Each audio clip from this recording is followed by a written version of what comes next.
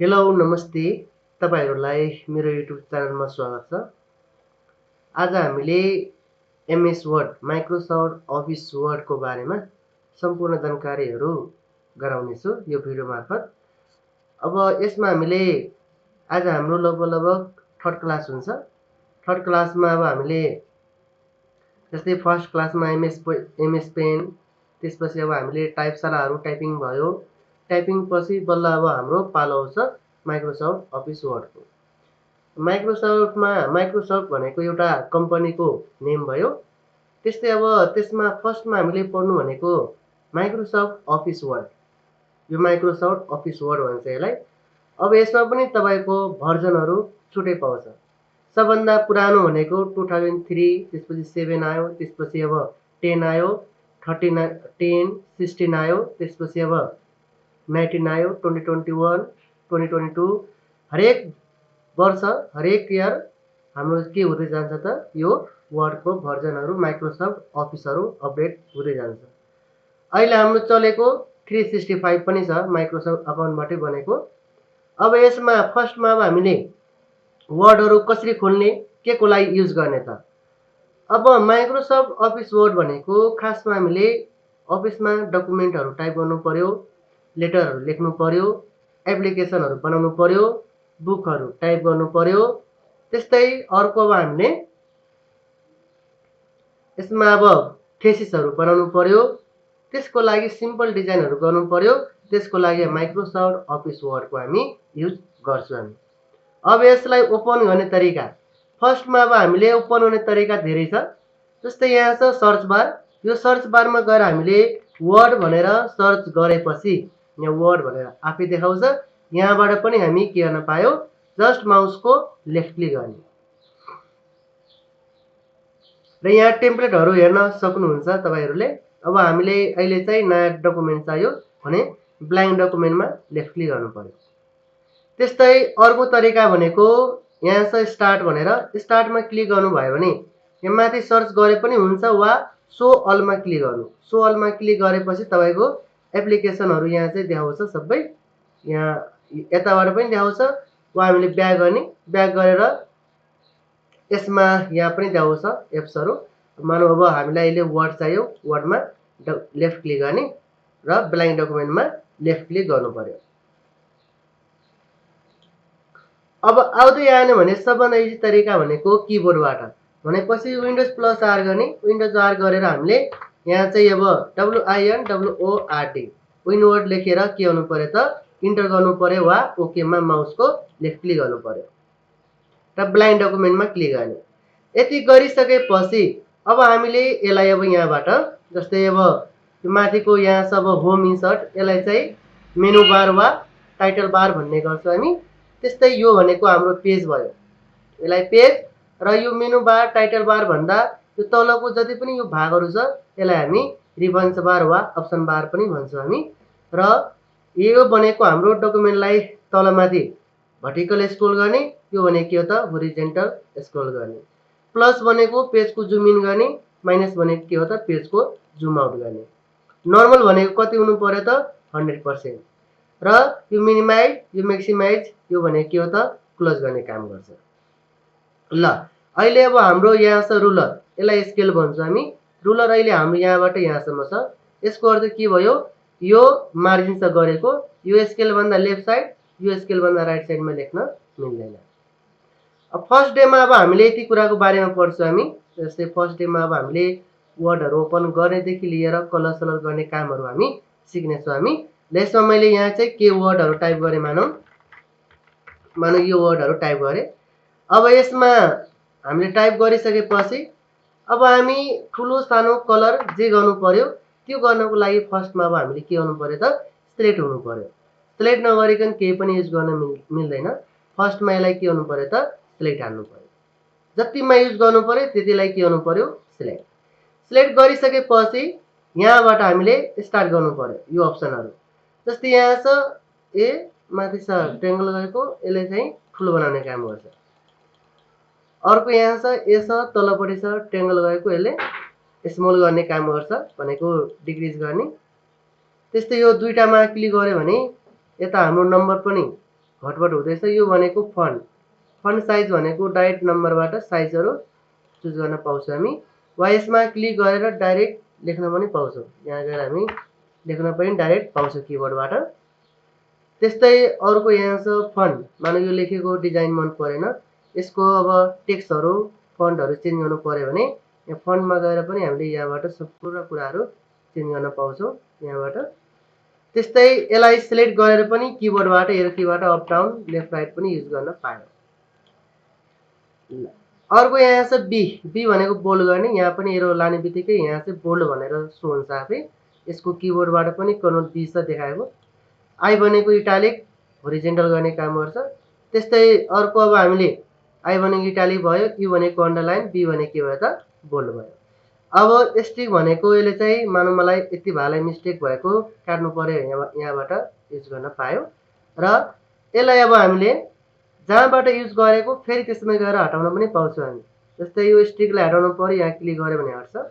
Underline हटाउनु पर्यो, युमा click गर्ने। इटालिक हटाउनु पर्यो आईमा, बोल्ड हटाउनु पर्यो बीमा। चाहियो भने फेरि यसमै क्लिक गरेर पनि गर्न पाउँछौँ हामी। त्यही कुरा अब हामीले यहाँ छ ए लेखेको तलपट्टि छ कलर गएको, यसलाई फन्ट कलर भन्छौँ हामी। अब डाइरेक्ट यसमा क्लिक नगर्ने, यसको साइडको एङ्गलमा क्लिक गर्नु पर्यो र यसमा गएर अब हामीले यो एङ्गलमा क्लिक गर्ने बित्तिकै यहाँ कलरको अप्सनहरू सो हुन्छ। यहाँ अब आफूलाई कुन कलर चाहियो, फन्ट कलर भनेको लेखेकोलाई कलर दिने काम गर्छ। त्यस्तै अब यहाँ छ पेन्सिल गएको र तलपट्टि छ कलर। यसले चाहिँ टेक्स्ट हाइलाइट भनेको लेखेको लाइनको पछाडिबाट कलर दिने काम गर्छ। र अब यसलाई हटाउनु पर्यो भने फेरि यसलाई सिलेक्ट गरेर हामी जहाँबाट युज गर्छौँ त्यसमै गएर हटाउन पनि पायो। नो कलर भनेको फेरि हटाउने। अब हामीले जस्तै यसबाट लेखेको लाइन मात्रै कलर गर्ने काम गर्छ। तर यहाँ छ सेडिङ भन्ने वा फिल भन्ने, यसले चाहिँ के काम गर्छ, पुरै जति सिलेक्ट गरेको त्यसको टेक्स्टको ब्याकग्राउन्ड नै पेजकै कलर गर्ने काम गर्छ, पेजै कलर गर्ने काम गर्छ। हटाउनु पर्यो भने फेरि यसमै गएर हामी के गर्न पायो त नो कलर। चाहियो भने फेरि सेटिङमै गएर युज गर्न पायो। अर्को यहाँ छ बोर्डर हाल्ने। यहाँ बोर्डरमा गएर अल बोर्डर भनेको चारैतिर बोर्डर हाल्ने काम गर्छ। हटाउनु पर्यो भने के गर्नु पर्यो, नो बोर्डर। चाहियो भने के गर्ने त अल बोर्डर। बाहिर मात्रै बोर्डर चाहियो भने हामी के गर्न पायो त यहाँ गएर आउटसाइड बोर्डर पनि गर्न पायो। तलबाट लेख्नु पर्यो भने हामी क्रसर सबभन्दा लास्टमा राख्ने, इन्टर गर्ने। इन्टर भनेको क्रसरलाई तल झार्ने काम गर्छ। त्यसपछि अब हामीले जुन वर्डबाट हामी इन्टर गर्छौँ त्यो वर्डमा पहिला त्यो प्याराग्राफमा जे युज गरेको जबसम्म हटाउँदैन तबसम्म आफै आउँछ। जस्तै मानौ मैले यो प्याराग्राफमा क्लिक गरेर यसमा यो टेक्स्टको लाइनमा क्लिक गरेर इन्टर गरेँ भने अब यो यति टेक्स्टमा जे युज गरेको जबसम्म हटाउँदैन आफै आउँछ। मानौ अब तलबाट नर्मल लेख्नु पर्यो भने कि त यो युज गरेको सबै हटाउनु पर्यो, कि त अब हामीले यहाँबाट एउटा हटाउँदाखेरि टाइम लाग्छ। त्यही भएर एउटा लास्टमा चाहिँ यहाँ चाहिँ क्लियर अल फर्मेटिङ, यसले के काम गर्छ, युज गरेको सबैलाई एकैचोटिमा रिमुभ गर्ने काम गर्छ।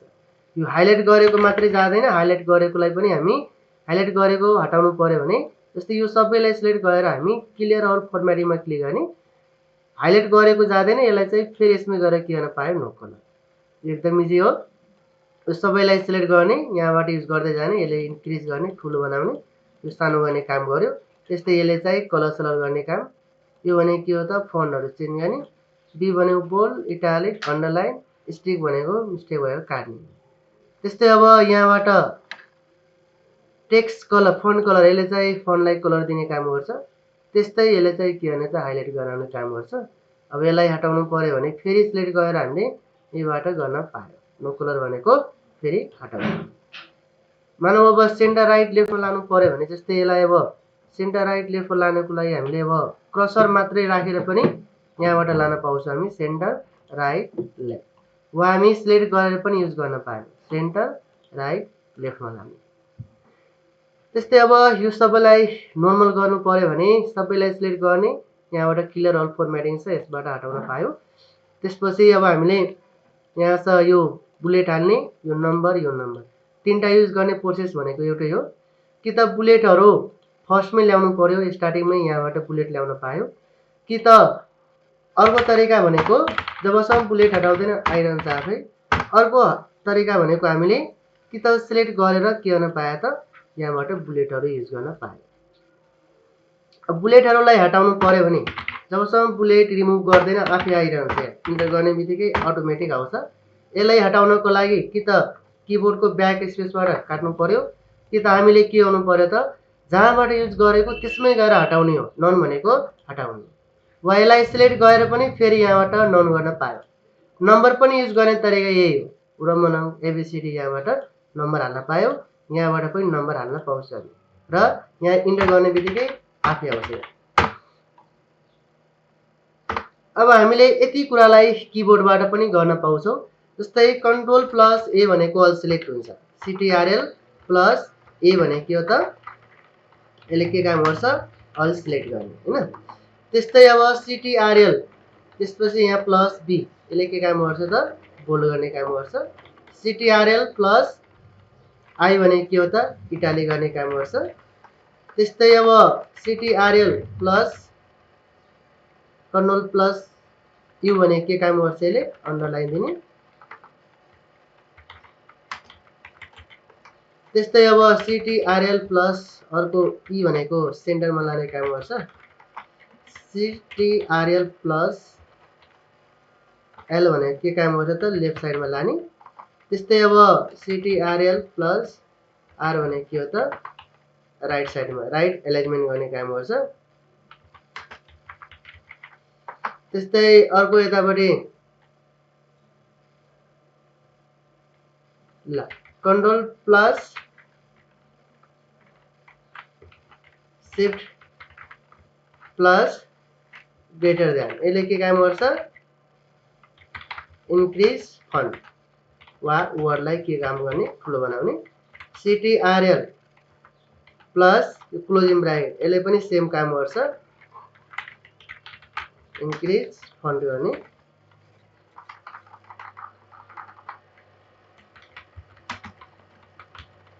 त्यस्तै अर्को Ctrl plus shift plus less than यसले के काम गर्छ डिक्रिज गर्ने।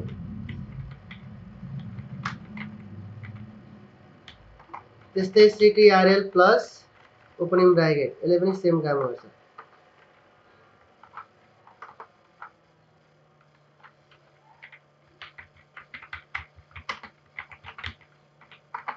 अर्को यतापट्टि control CTRL plus shift plus an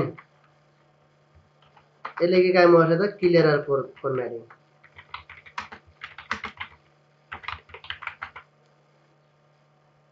ल अब हामी यति कुरालाई जस्तै अहिले माउसबाट गरेकोलाई किबोर्डबाट म तपाईहरुलाई गरेर देखाउँछु। यहाँ किबोर्डबाट यति अप्सनहरु मजाले अहिले पढेको युज गर्न पायो। जस्तै यहाँ कन्ट्रोल ए भने के हो त अल सिलेक्ट गर्ने काम गर्छ। जस्तै मानौं मैले यसलाई लास्टमा यहाँ छ अब सिटिआरएल कन्ट्रोल प्लस एन भने के हो त न्यू डकुमेन्ट लिने काम गर्छ है। त्यस्तै control plus enter control plus enter भने के हो त पेज ब्रेक गर्ने। ल यति हामी अहिले चाहिँ गर्छौं हामी। अब जस्तै मानौं मैले अहिले अब हामीले कन्ट्रोल प्लस ए गर्यो भने के भयो त सम्पूर्ण सिलेक्ट भयो हैन। जस्तै कन्ट्रोल एन भने के हो त न्यू डकुमेन्ट। अब मैले यहाँ चाहिँ अब सम्पूर्ण कुराहरु तपाईहरुलाई गरेर देखाउँछु। यहाँ अब यो किबोर्डबाट जस्तै हामी यहाँ गएर कन्ट्रोल ए भनेको अल सिलेक्ट, कन्ट्रोल बी भनेको बोल्ड, कन्ट्रोल आई भनेको इटालिक छ। त्यो कुरालाई मैले यो पेजमा युज गरे। कन्ट्रोल ए थिच्ने किबोर्डबाट अल सिलेक्ट भयो। त्यस्तै कन्ट्रोल बी भने के भयो त बोल्ड, कन्ट्रोल आई भनेको इटालिक भयो, कन्ट्रोल यु भने के भयो त अन्डरलाइन भयो हैन। यहाँ पनि क्लिक हुँदैछ है। वा याद भएन भने कन्ट्रोल सँग तीनटा अल्फाबेटलाई युज गर्ने। कन्ट्रोल ई मानौं मलाई अब सेन्टर राइट लेफ्टमा लानु पर्यो यसलाई भने यसमा क्रसर राखेर कन्ट्रोल ई भनेको सेन्टर, आर भनेको राइट, कन्ट्रोल एल भनेको लेफ्ट भयो है। ल सबैलाई सिलेक्ट गर्ने कन्ट्रोल शिफ्ट ग्रेटर देन यसले ठुलो बनाउने, कन्ट्रोल शिफ्ट लेस देन भने के हो त सानो गर्ने किबोर्डबाट है। कन्ट्रोल शिफ्टलाई थिचिराख्ने, ग्रेटर देनमा क्लिक गर्ने, लेस देनमा पनि क्लिक गर्नुपर्छ। वा कन्ट्रोल क्लोजिङ ब्राकेट ठुलो ओपनिङ भनेको सानो गर्ने, यहाँबाट पनि गर्न पायो। र लास्टमा छ हाम्रो control shift N, control shift N भने के हो त क्लियर गर्ने, युज गरेको हटाउने। अर्को कुरा अब हामीले यहाँबाट जस्तै मैले यहाँ इन्टर गरे चेन्ज केस चाहिँ एउटा चेन्ज केस भनेको अल क्यापिटल अल स्मलहरू बनाउने काम गर्छ। जस्तै लोयर भनेको पुरै स्मल लेटरमा आउने, त्यस्तै अब अप्पर भनेको पुरै अल क्यापिटलमा आयो हैन। त्यस्तै यहाँबाट सेन्टेन्स केस भनेको फर्स्टको लेटर क्यापिटल बाँकी अल स्मल, फर्स्टको लेटर क्यापिटल बाँकी all small. Capitalize each word first capital small गर्ने, टुगेल भनेको स्मल क्यापिटल हैन। ल आज हामी फर्स्ट डेमा माइक्रोसफ्ट अफिसको फर्स्ट डेमा हामी यति कुरा गर्छौँ हामी। यदि तपाईँहरूलाई यो भिडियो मन परेको छ भने सेयर, लाइक, कमेन्ट, सब्सक्राइब चाहिँ गरिदिनु होला। हस्त, धन्यवाद।